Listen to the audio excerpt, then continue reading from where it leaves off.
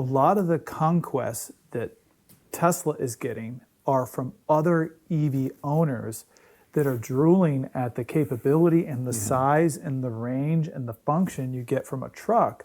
But I think they're not traditional truck buyers. I think they're people who want it for reasons that are beyond what you use it, what you need a truck for. The capability of the Rivian, I think, will be way more than the Cybertruck.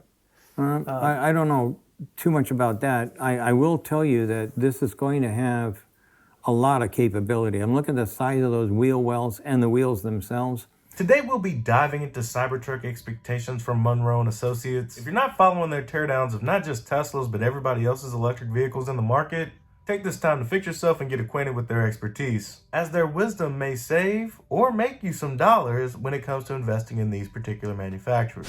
But first, let's take a look at what Tesla stock's doing. Another consolidation day for Tesla despite all the volatility. In the past week, down 10%, but for the month, up over 7%. Going back a whole calendar year, Tesla is now down about 1%. As I record this, we're about a few minutes away from Jerome Powell making a decision on the Fed interest rates. Do I feel it will heavily impact Tesla stock? Not particularly, but we'll save that aftermath for another day. Everybody, I'm here with Corey, and welcome to Munro Live YouTube.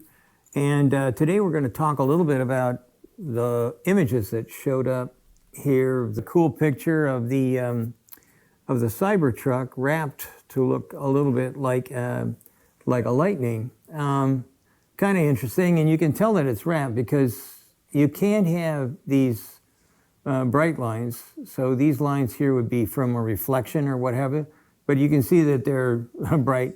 You can't, that doesn't happen. That only happens if the doors are closed and there's no conflicting angles and whatnot. So it is definitely geared toward trying to look like an F-150 Lightning.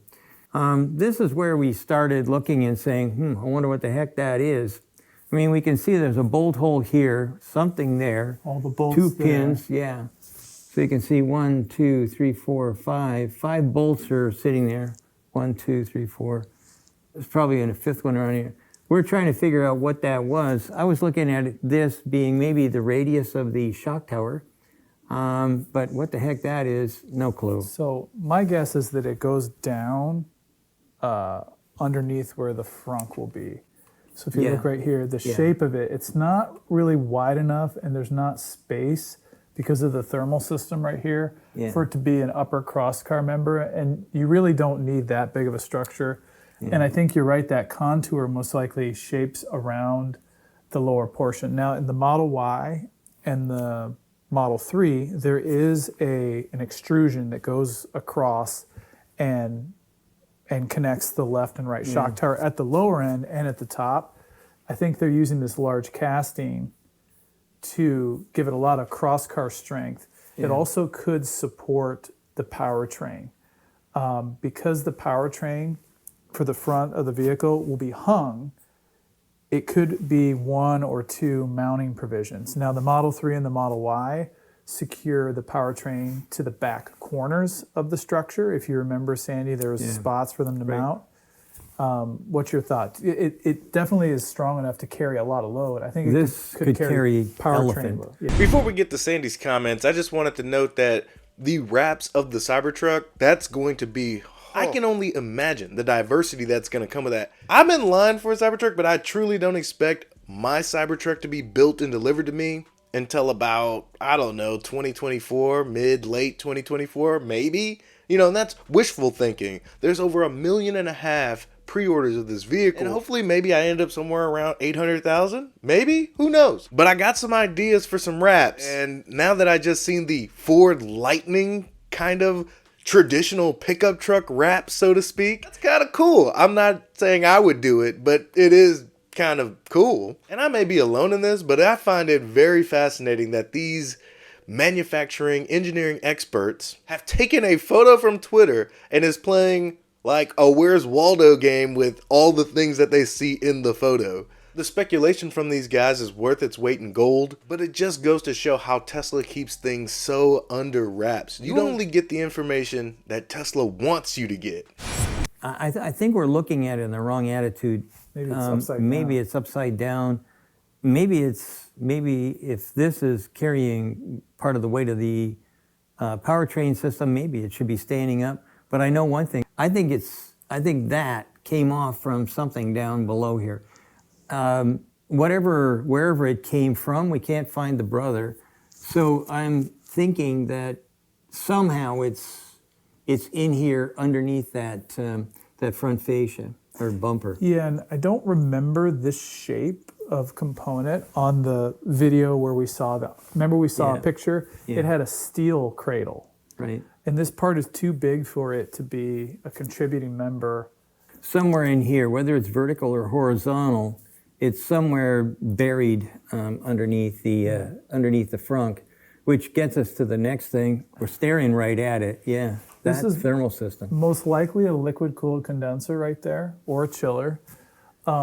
The line configuration is similar to a Model 3, a Model Y, and a Model S, but this shape right here is the rubber lines to account for the vibration of the high voltage AC compressor, but you can't see it except for this tiny piece of aluminum right here.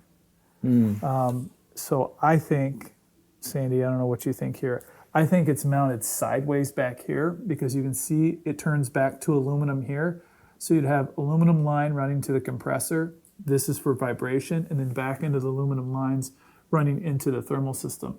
I think the configuration is different because I see a chiller or liquid cooled condenser, and it looks like another chiller or liquid cooled condenser there.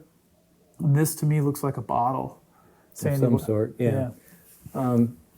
What I don't see is this is not identical to what we've seen in the Y and the S and the 3 and everything else out there. This has been put together a little bit differently than anything we've seen before. And it could be because it's a bigger product and it's going to have a bigger, or say a higher duty cycle. Take note. Tesla is doing something that they've never done before. This is not going to be like the Model 3 and the Model Y where they're very, very similar. Tesla piggybacking off of the production of each one. This is going to be a brand new thing. And titans of the industry have not seen anything like this. This is unique. Another thing I noticed is the single assembly right here for your windshield wiper. So you can see the windshield wiper come up, Sandy. You have one. So this whole unit is mounted up to the top of the left shock tower. Yeah. And now it's the big question is exoskeleton or traditional build. Now I've already got speared on the internet by a few people about a month and a half ago when I saw the giga castings, the body side inner and outer welded together like a traditional vehicle. Now Sandy, you're the manufacturing pro. Can you talk about particularly the structure of the stainless steel and how it's contributing to load or how it's not? Well, at the end of the day, can we back that out? Yeah. Okay, so let's have a look at this the way it is right now. Okay, so you can see the giga castings are here, and then you can see up here there's some other parts. These parts are what you'd normally see in a conventional build, and this would be what they call the body in black. In other words, the body in white is what you see on the outside. The body in black is hidden, and right in here, you're looking at this piece right here. That's the A-pillar.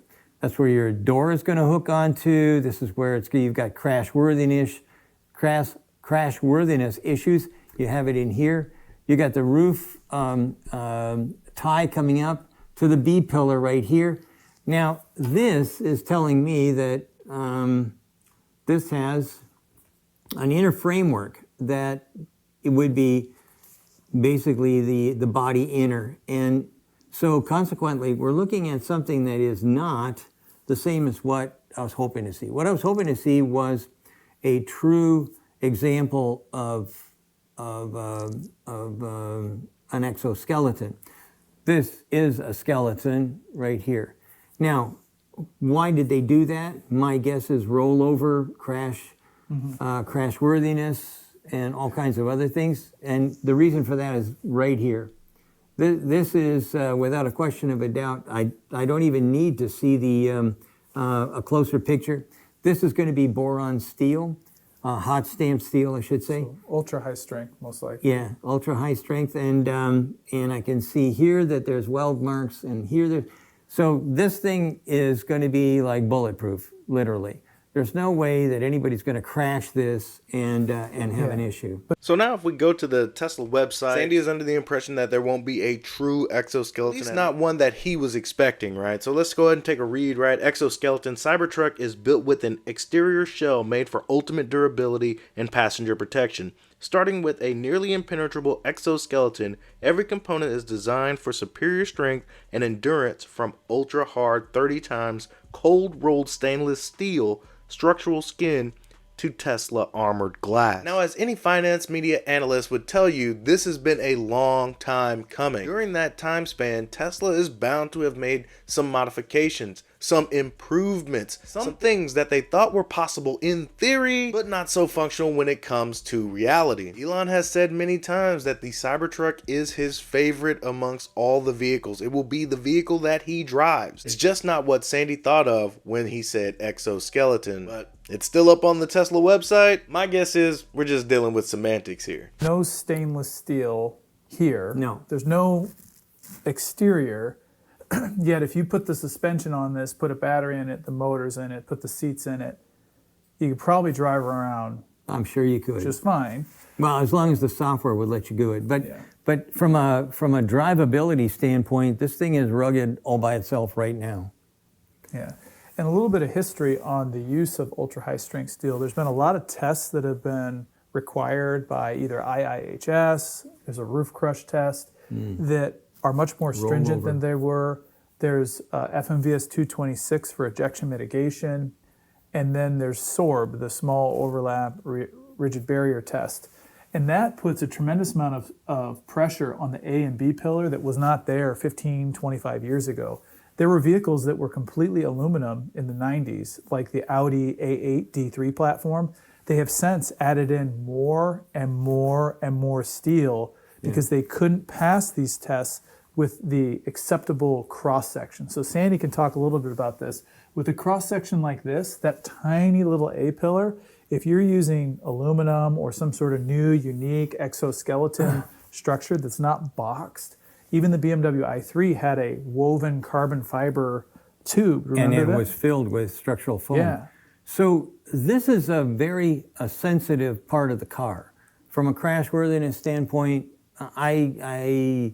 this is where I would over-design if it was up to me. And the reason for that is because I want to pass SORB, and Corey just talked about that. I definitely want to make sure that the occupants are taken care of. So when this gets crushed, there's going to be crush cans out here that'll protect it to some degree. The SORB, we don't know the strategy yet, but my guess is that it's going to shoot the wheel out of the wheel well and wherever it wants to go. But the wheel wells are quite large, so that would be probably the right thing to do. And then over here, this is your first line of defense. I don't want the door popping open, so my A pillar and my B pillar, that's where the hinges are. And I want to make sure that when there's a crash, this is going to be definitely the most rigid thing that I could possibly imagine. Story time! My first accident happened when I was about 16 years old. I was on my way to work at a Blockbuster. You guys do the math if you want. It was a little wet, light drizzle. There was another truck coming out of a Peters cut rate doing an illegal left turn. I'm in a 1994, 1995 Chevy 1500, something like that, and the truck is beautiful. They're doing the illegal left turn, stops right in front of me as I'm going about 45 miles an hour. I hit the brakes, I kind of slide into them. My tire just pops off, and that's one of the few things that I truly remember about the crash, is that watching my front tire just pop off and fly about 30 yards into another direction. Everybody was fine. Actually, I still went back to work that day. Kind of lost my driving privileges for a while. Yeah, that kind of just brought back some memories of my first crash. I am a driver, but that one wasn't my fault. First, like I say, hoping for something a little bit different, but at the end of the day, this could be why it took so long to get the Cybertruck into the marketplace. It just didn't work quite as well as they were hoping for, So in essence, they had to go back to plan B. So you have the huge casting in the front, which is very similar to the Model Y in that it encapsulates both wheel wells all the way out to where the crush can is, and then it does continue along to the left and right side. So it's one casting for the front. You've seen those castings in pictures of drones at Tesla, at Tesla's factory. But the rear, the cross-car section here, in another image that we looked at, showed a stamped welded assembly. And I can pull that picture up, but it looks like you have two large castings, one on the left and one on the right, that make this kind of X shape. I do believe that the rear structure here, the outer stainless steel shell or exterior, will tie in some of this structure to kind of box it out. But this is a significant casting which can carry its own load from the back of the C-pillar down into the shock tower. So see that, Sandy, right there? Yeah, right. And then it's coming out and connecting to the point which with that touches. Right, and I'm positive that the stainless steel skin is going to be structural. Elon made a lot of predictions on that, and quite frankly, I think that the outside skin on this vehicle is going to be pretty dramatic. I believe that the tie-in between the structure you can't see, the black metal, and that would include the castings, and the outside skin, and we can call that body in white, that sort of stuff is going to make a gigantic difference. This thing is going to be extremely rigid. There's no question about it. This is going to be an extremely rigid product. So Sandy, this one shows the fact that the dash is stamped. It's not plastic, but notice this.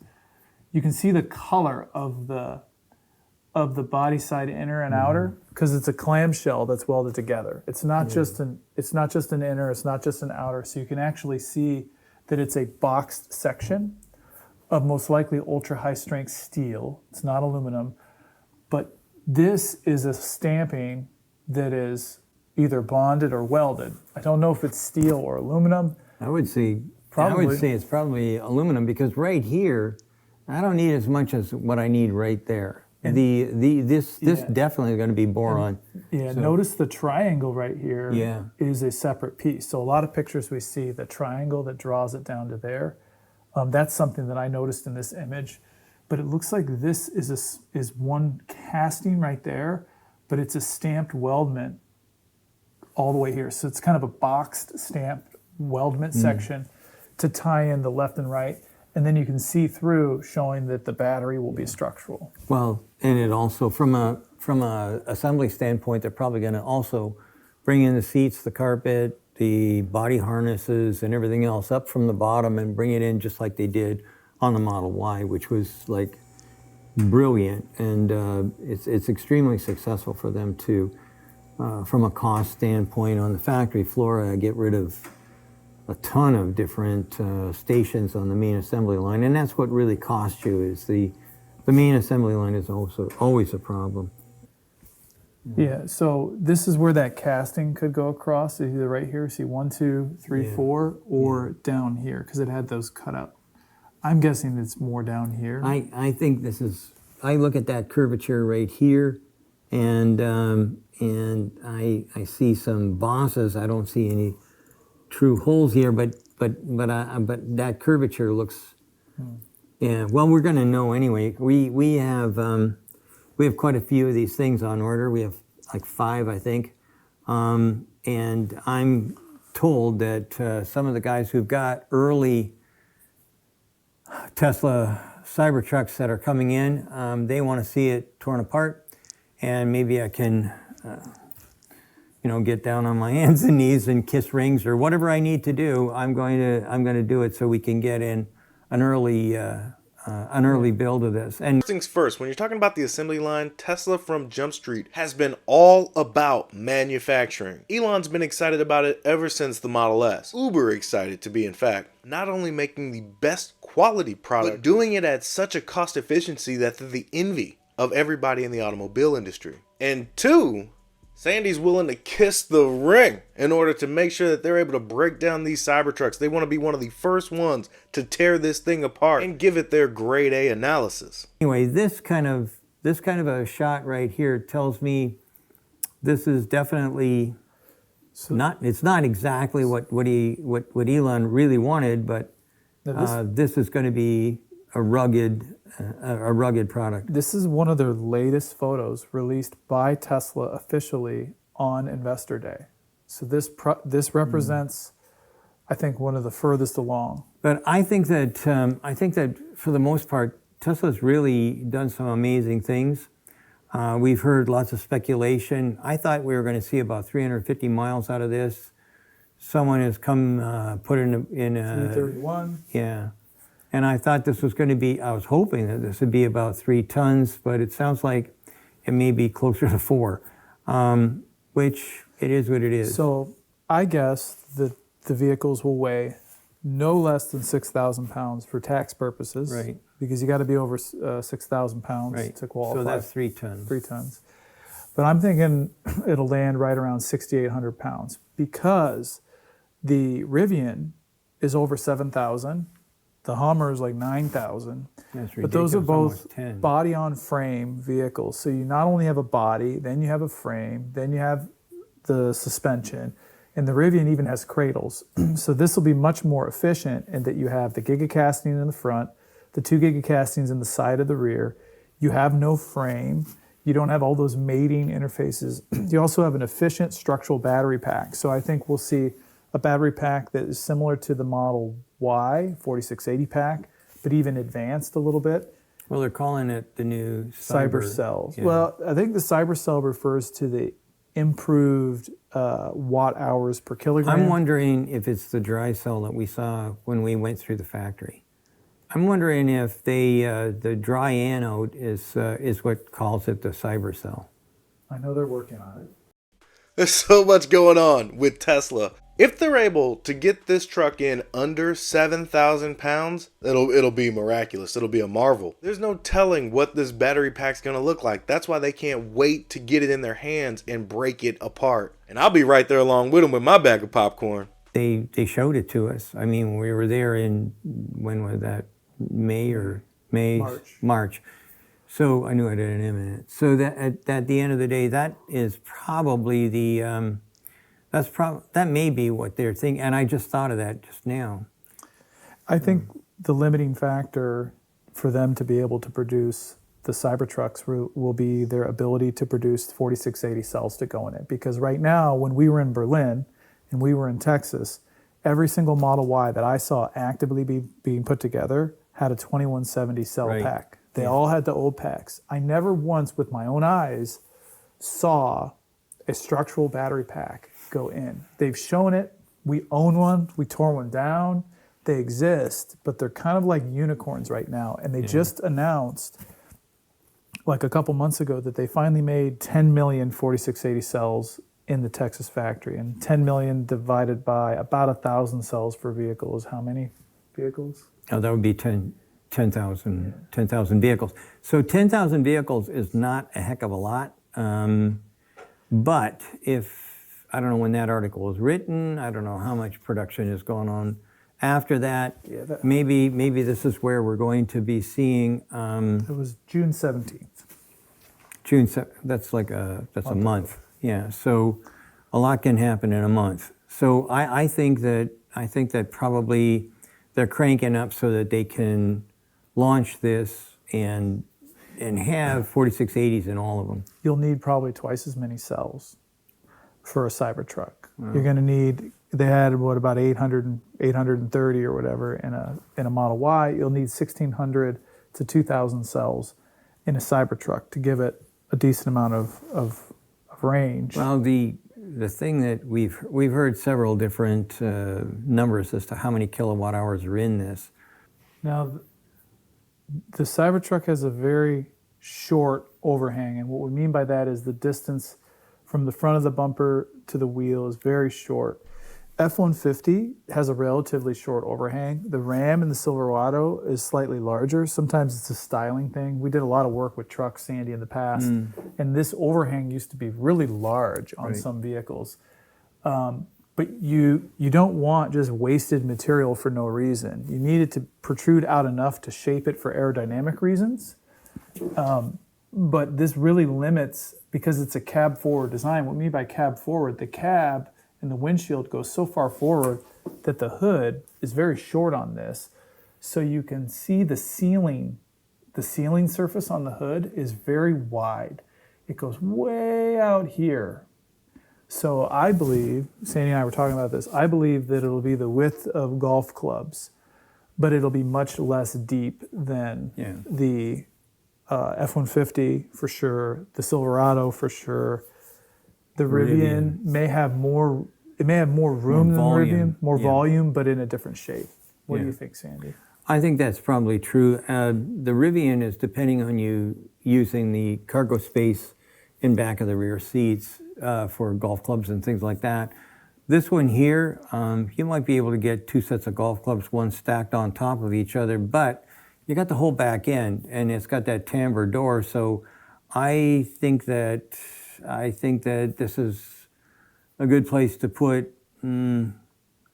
It's not. It doesn't have that much room. It's not going to be filled with room, but I don't think that Tesla would put anything onto the marketplace without some sort of a frunk. It's their kind of trademark icon to every different product that they push out. So to me, I think this is going to be enough for them to bring to the marketplace. But I will tell you, the one thing that I do like a lot about the F-150 is the ability to get bags of sand or concrete out of that thing. And from a worker standpoint, that's a really big deal. I like that aspect. But this, like I said, I've said this about a dozen times. I think the Rivian, the Lightning, and the Cybertruck are not competing for the same people. I think that the Lightning is a product that's made for construction workers. I think that this is made for the outdoors kind of guy that is going to be taking tents and whatnot. He's going to go camping and whatever with this. And the Rivian is probably the best, I think, home truck, if you like. I don't think I'd want to use it like I would a F-150 or a Cybertruck, but I know one thing for sure. My wife thinks that this is the best vehicle she's ever had in her whole life, save the Model Y. Can I add a little bit to that, Sandy? Sure, go ahead.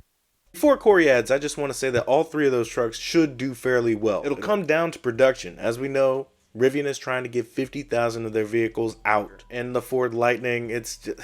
The production volume of these vehicles is incredibly low. To the victor will go the spoils, and that victor will be the one who produces the most of these vehicles in the shortest amount of time. My money is on Tesla. So when we're out and about at these expos, we were in California at the Electrify Expo, we were in Vancouver and talked to some Tesla owners there. The most common thing I hear is, oh, I have a Model 3, but I'm waiting for my Cybertruck. Yeah. I have a Model X, but I'm waiting for my Cybertruck. I drive a Mach-E, but I have a Cybertruck on order. A lot of the conquests that Tesla is getting are from other EV owners that are drooling at the capability and the size and the range and the function you get from a truck. But I think they're not traditional truck buyers. I think they're people who want it for reasons that are beyond what you use it, what you need a truck for.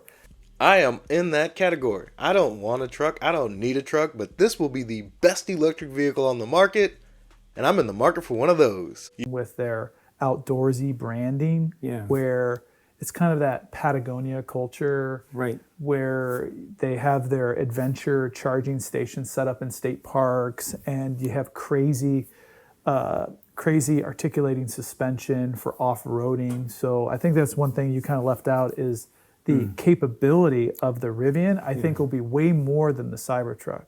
I don't know. too much about that. I will tell you that this is going to have a lot of capability. I'm looking at the size of those wheel wells and the wheels themselves and everything else that Tesla's ever come out with. Like I said, I think the reason this never showed up in the marketplace is twofold. One, they went down the exoskeleton route and it didn't quite work out for them. And two, I think they're trying really hard to make sure that this is going to be able to do as much as possible for that off-roading experience. You're motherfucking right. Sandy's 100% correct when it comes to why Tesla has delayed this vehicle for so long. Trying to get that exoskeleton right, this is the cost of business when Tesla tries to do something that's never been done before. Kudos for Sandy for pushing back on Corey. I think the R1T is a beautiful, beautiful truck. Don't bet against Elon, Corey. You know better than that. Yeah. We're all going to wait and see what happens. But when we do get this first vehicle, we are definitely going to be taking this off-road. I definitely want to see what it'll do. I'm not obviously going to do rock crawling and whatnot. We don't have anything like that here. But we do have, the last thing I'll do is take it over the logs like I did the Rivian. And I will tell you, the Rivian right now is the best off-road vehicle I've ever had. I want to see what this will do for me. Yes, sir. Now, the Model X is my dream car, but I think the Cybertruck might actually be filling that slot for me. That's all I got for you today. Be easy. Peace.